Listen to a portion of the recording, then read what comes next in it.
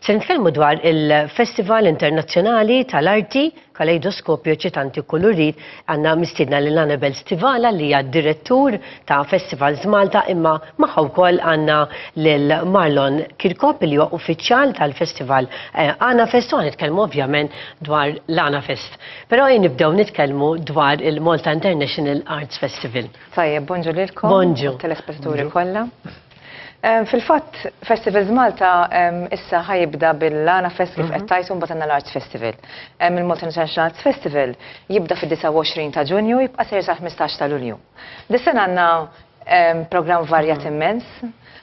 Fil-fatt fid-29 ta' Ġunju ħanibdew b'żewġ attivitajiet interessanti immens li għandna esibizzjoni ta' fotografija minn fotografu speċjali ħafna għax huwa il-fotografu uffiċjali tal-National Geographic Channel li huwa Reza Degati. U hemmhekk ħan niftħu l-Arts Festival fil-Palazz il-Belt, fil-kwartier tal-Palazz fil-fatt, u mbagħad għandna esibizzjoni minn Big Band Brothers Kubu. Din hija proġett li bdejna is-sena li għaddiet u ħankomplu dis-sena.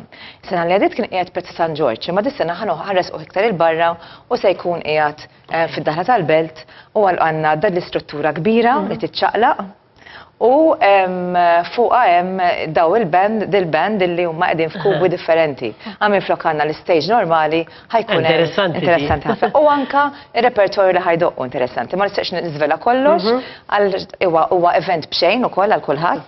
Ġifieri 29 ta' Ġunju nistiednu n-nies li jattendu il-Belt biex jaraw din l-esibizzjoni partikolari. Da jkun hemm ħafna preparazzjonijiet għalija ġimmi ħaġa li Festivals Malta għamilkom daqshekk illi però ara kemm tellajtu diġà attività. Aħna qabel konna direttorat tal-festival, ġifieri il-xogħol ilu għaddej ħafna.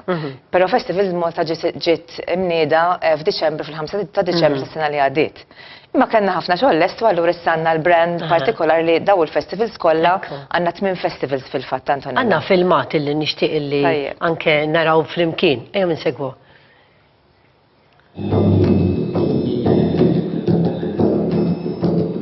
Aspetta din is-sena. Intu tkellimni, inkwieta.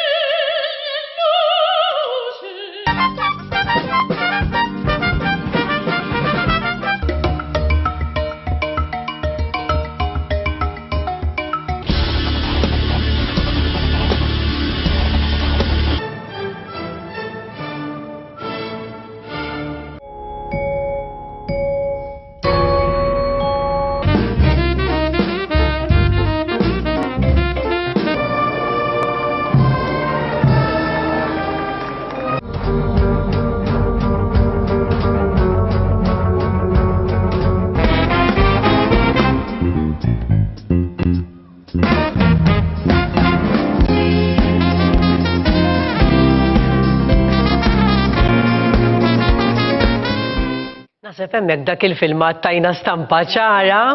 Mamma mia. Nixtieq nafas fuq 5 highlights fil-fatt. L-ewwel hemm l-Orkestra Konsert Kabaw li hija waħda mill-aqwa 5 orkestri fid-dinja li ħadd tagħmel performance tagħha fl-ewwel ta' Lulju. Għandna wkoll Ħofex li hija dance performance qawwija ħafna, rajnihom ukoll anka it's very energetic biex ngħidu hekk.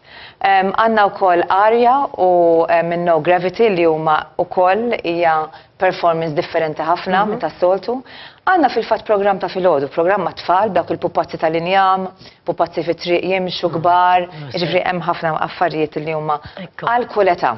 Nixtieq illi għandi aktar ħin Annabel, imma nagħti l-Anafest importanti għal-ġimgħa d-dieħla issa. Ekku, mela wasal ukoll l-Anafest forsi tista' tagħtina wkoll informazzjoni. Iva.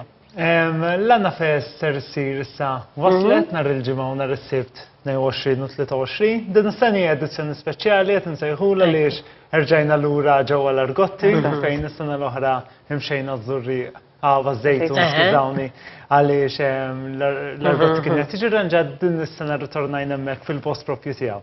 Għalkemm jismu Għana Fest, l-Għana Fest mhuwiex Għana biss, huwa varjetà, huwa ċelebrazzjoni ta' dak kollu li hu tradizzjonali Malti. Barra li jkun hemm l-Għana li importanti, ikun hemm ħafna attivitajiet oħra, fosthom pereżempju logħob tradizzjonali li llum beda jinqata' sfortunatament. L-ikel li huwa importanti fil-nifs. Nalla jkunu daw l-attivitajiet li jiġu fakruna. U għax-xogħol tagħna li nżommu ħaj ukoll. Ekku. Per eżempju, għat nsemmu l-ikel, fej kun hemm il-Maltin ovvjament. Kun hemm l-ikel. Kun hemm l-ikel, nħobbu liklu. Ikonna wkoll kantawturi Maltin.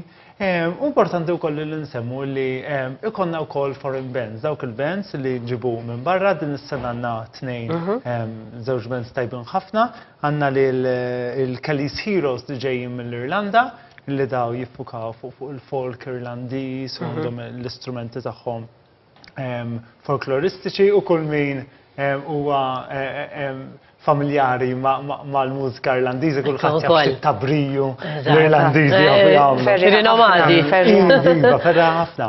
U għandna wkoll band oħra bl-isem ta' Siva li ġejja mill-Portugal fejn dawn ukoll qabdu il-mużika li kienet qed tintilef fil-Portugal. U għamlu jisu rendition tagħha u għamlu. Ħanaddu għal-filmat, ħalli naraw ukoll flimkien. Hello, zemeni. Dirjetti kunu ġenzalina, harina, harina.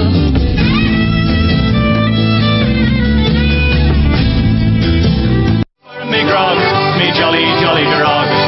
All for me beer and tobacco. For I spent all me tin with the ladies drinking gin across the western.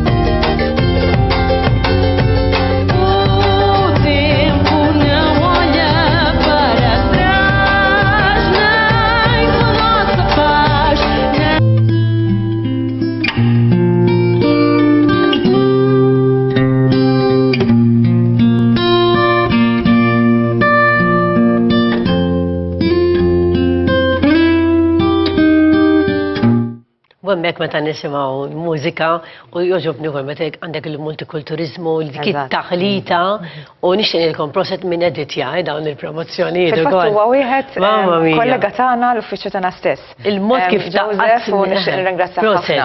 Għax il-mod kif il-perspettiva tal-festivals li jagħti iġalek tħosshom. Ekku, mela nagħlqu hawnhekk din il- Kemm insemmi biss il-Dub Skalt illi ħajkun ukoll waqt l-Għana Fest li huwa proġett partikolari fejn badna mużika poezija Maltin u mamlu l-mużika għalija. Ekku. Minna ħatijek ukoll. Nistgħu nsemmu wkoll tal-aħħar illi dakinhar tal-imnari fid-29 fil-għodu u ġurnata qabel fit-28 fil-għaxija ikun hemm l-attivitajiet tal-imnari ġewwa l-Busket u dakinhar tal-imnari fid-29 fil-għaxija ikonna attività wkoll ġewwa Birzebbuġa li hija wkoll nistgħu ngħidu li hija parti mill-Għana Fest bħala fringe event. Jiena ningrazzjakom aħna l-ġimgħa dina nerġgħu nfakruhom għaliex se tkun l-aħħar ġimgħa dan il-programm. 22 huwa l-ewwel event tal-Għana Fest. Grazzi ħafna u l-kumplament tal-jum.